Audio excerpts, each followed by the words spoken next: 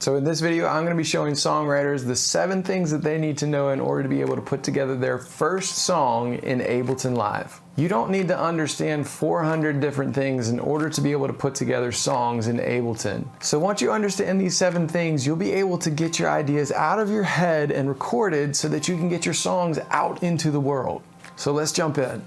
All right, so when you first open up Ableton, this is the view that you're gonna see, and this is called the session view. And we're really not gonna deal with that because what we're trying to do is put together a full song. So you've already written out your song, you know your chords, you know your lyrics, and all we wanna try to do is to start building out the arrangement from scratch. So I'm gonna switch over to the arrangement view by pressing tab on my keyboard, and that's gonna bring me over to this view where everything is kind of in that horizontal looking setup. And what I want to do is to start laying down maybe my first instrument. So one of the easiest things to learn, one of the first things that you want to learn is laying down an instrument that maybe is native to Ableton. So let's say that I want to find an electric piano sound. So I can type in piano up here in this little search bar that's up here. And what's going to happen is it's going to let me know in Ableton what has piano in the name and what I can pull up that might have that sound. So let's see, there's an E piano and it has a couple different variations of it. So I can grab maybe this first one and I'll drag it and I'll drop it onto MIDI. And what that's MIDI 1, and what that's gonna do is going to drop that instrument. You'll see it show up down here in this left side. And you'll see that this thing is armed. And now if I play my little MIDI keyboard,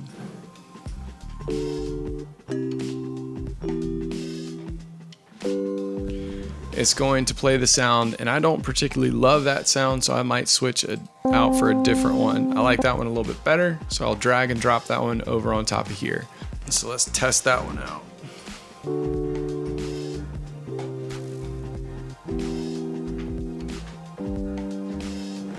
So I'm going to stick with this sound for the first instrument that I'm putting together. So I know my chords.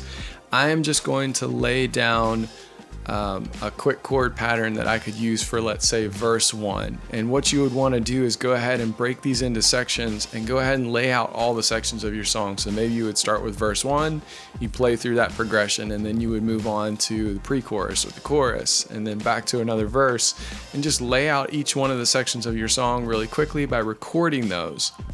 And how you record it is you have this track armed over here, which is this button. You can turn it off or on. When it's red, it's armed for recording. And then I can just come up here. I can place the marker where I want it to start recording, and then I can just press the record button up here. Or in the Windows systems, you can just press F9, and that will give you a count in for 1 bar, and then you can start recording. And that's set right here. I'm using 1 bar as the count in up here. I also have the metronome on because I want to make sure that as I'm laying down the chords, I'm playing in time, and I want to make sure that every instrument that I add in later on, I can be referencing a similar time. All right, so I have everything set up, so let me go ahead and record a first pass on these chords really quickly. So I have the metronome set at 120, the metronome is turned on, it's going to count in for a bar, and then it's going to let me start recording. So let's go.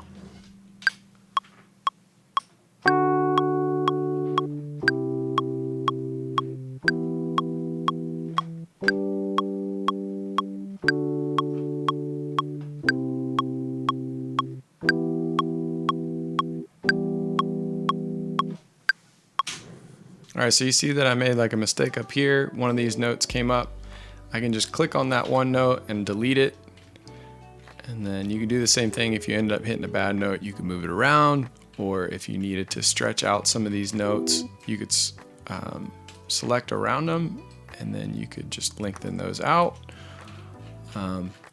You can also quantize, but I like to keep things with a more natural feel, so I'm just gonna leave it as it is. The next thing that I want to start doing is laying in some drums.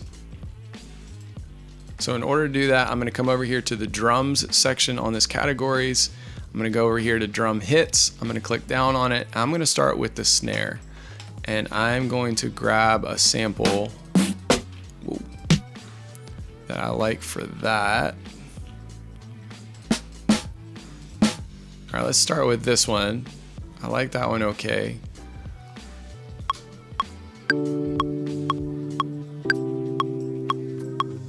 All right, so I'm gonna go ahead and place it on the 2 and the 4. I'm gonna turn that volume down. So to turn the volume down for a sample, you come over here to where it says 0, it has the blue line, and you just drag that down, click and drag. And if I wanna go ahead and select that, and if I press Control and Shift, I can create another copy of that. So if I know that I wanna copy this, like this all the way through, and then if I go ahead and select around this entire four bars, and then I press Control and D, it will duplicate what I just selected around. So now I have the snare playing from the start on the 1 or on the 2 and the 4.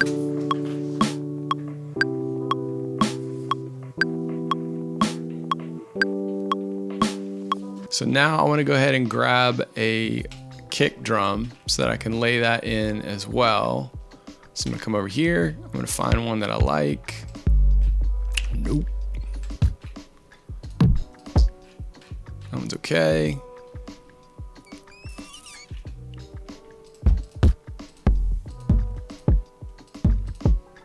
All right, I like this one.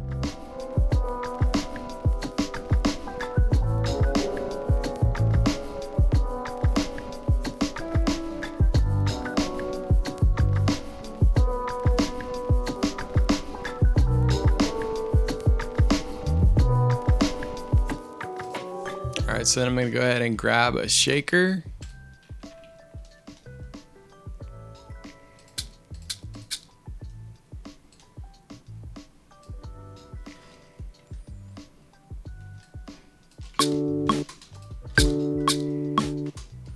All right, for this one, I'm gonna turn it down, but I'm also going to pan it a little bit to the right so that it ends up a little more center or a little off to the right side. And I'm just gonna kind of do this.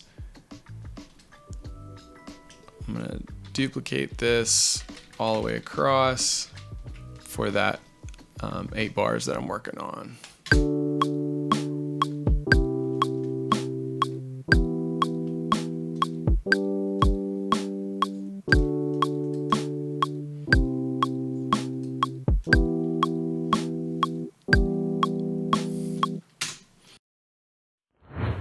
So now that we've laid in a couple of drum samples and pulled in an instrument, we're actually going to use a third-party instrument this time. So something like Contact from Native Instruments, or maybe it's Serum or something along those lines. I have to come over to this plugins and then select it from the drop downs of what I have available. And you can set that if you go into your preferences to look for the folder where you keep all of your plugins. So I'm just gonna go ahead and drag Contact and drag it into the second MIDI channel, and then it will let me go ahead and open up the instrument that I wanna put in here, which is going to be a bass. So now,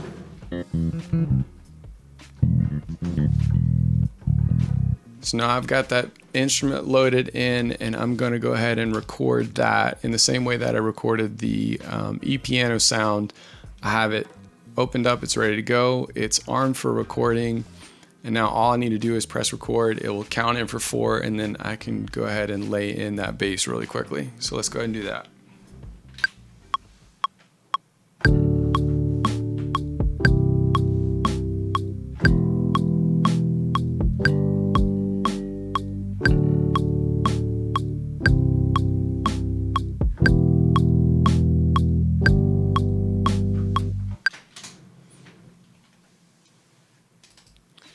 And if you go over like I did, you can come over here and double click on this. It will bring up like a piano roll, and then you can use these arrows to tighten it down to just the space that you need it to be. So now that's lined up for those 8 bars, and I have that recorded. And as you listen through those things, it gives you an opportunity just to adjust volumes on the different instruments so that you balance out the sound a little bit better. And now what I want to do is move on to actually recording a live instrument. So I'm going to work on recording electric guitar. And in order to do that for me, I use a plugin called the Native Instruments Guitar Rig. So what I'm going to set up is another audio channel. So to set up a new audio channel, I can right click over here and say insert audio track, or I can just use the shortcut Control and T. What that's going to do is bring in a new audio track for me, and then I'm going to set the input for that audio track to be number 1 from my audio interface. And so to set which input you're going to use, you come over here where it says external in, and then you use this drop down that's right below that has a number next to it, and I would select input 1 since that's where I'm going to be plugging in my electric guitar. But before I get that plugged in, I'm going to also go ahead and load in the guitar rig plugin itself. So I'm gonna drop that over here. So now you'll see that the guitar rig plugin is on this channel. And then I want to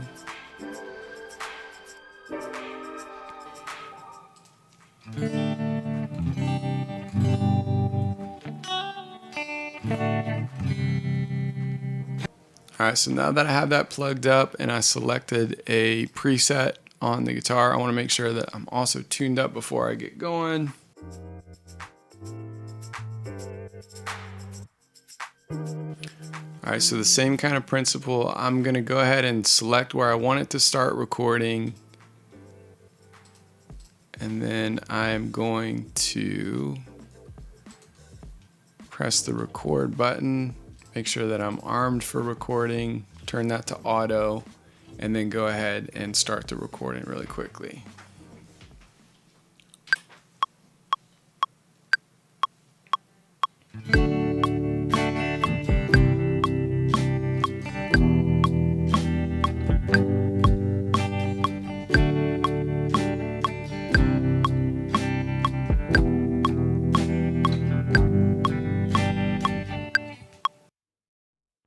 All right, so then what I might want to do is actually duplicate this track. So I might want to have something that's panned left and something that's panned right. So in order to do that, I'm going to go ahead and select the track and then press Control and D to duplicate it. I'm going to delete this other file.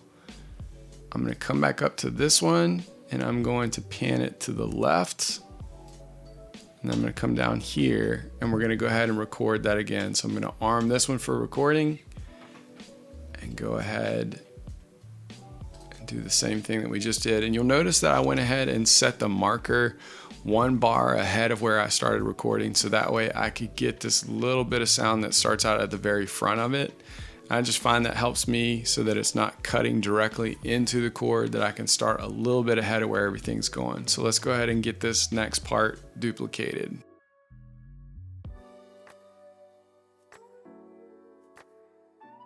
All right, so now that I have both of those recorded, I'm going to pan this one to the right, about the same. And then I'm going to cut the volumes down on these both to be about the same. And now all we really need to do is start laying in some vocals. So we're going to set up another audio track. I'm going to do Control and T to lay in that new track. And then this time I'm going to pick the microphone that, or the input that my microphone is on, which is input 2. I'm not going to turn on the monitoring yet because I'm speaking into the microphone that I'm using to record this video as well. So I'll just wait until I'm ready to actually record, and then we can go into the process of just recording that quick clip. Every day that you say, you know I will, but baby you just don't know how I feel. So now I'm just gonna go in and balance this a little bit because I felt like the electric piano was a little bit loud. And then we have laid in the basics for, let's say, the first part of a verse. And we can just do this over and over in each different section, layer in some more instruments. And then the last remaining thing that we need to start looking at doing is actually mixing these things together. So as an example, I would come over here to this audio where I just recorded for the vocal, and I might drop in an EQ. So I can just search for EQ really quickly. And I'm just going to use the EQ that is part of this program. So I have the EQ, and I'm just going to turn this on really quickly.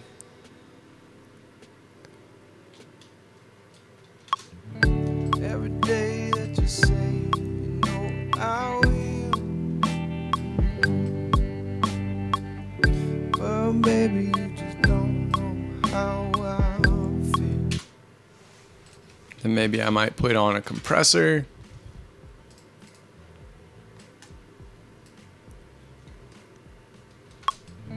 Every day that you say, you know I will.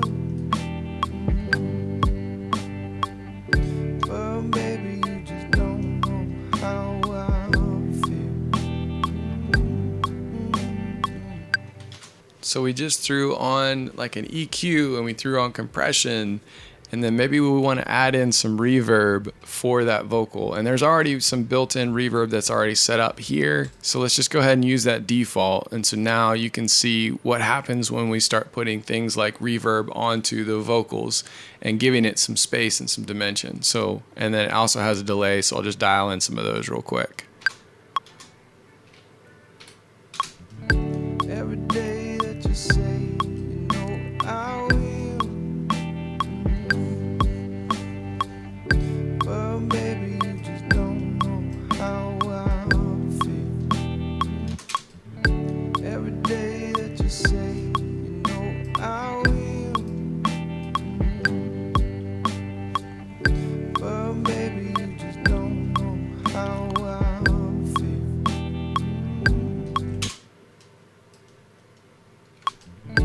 Every day that you say, you know I will. But baby, you just don't know how I feel. So you can see that really quickly we put together everything that we would need for a track. And we just covered one basic section. You could use these principles though to create the entire track, to do all the different sections. Well, hopefully you found these tips helpful. I understand that I didn't go in depth. I just wanted to give you a very simple and broad overview of the things that you need to understand in order to be able to put together songs in Ableton as a songwriter. Speaking of which, I love to help out songwriters, which is why over the next few weeks, I'm going to be opening up a couple of slots to speak one-on-one with songwriters that are starting to learn how to do music production. I'd love to jump on a 90-minute call with you to discuss your journey in music production and see if there's anything that I can help you with. So if you're interested in grabbing one of those slots, go ahead and check the link in the description below. I have a form that you can fill out with a couple of questions that will find out whether or not we're gonna be a good fit to work together. Having said that, if you like this video, go ahead and hit the like button. If you aren't subscribed, go ahead and subscribe and turn on the notification bell so you can get alerted every time I post a new video. Make sure that you check out one of the videos that are popping up now, and I will see you on the next round.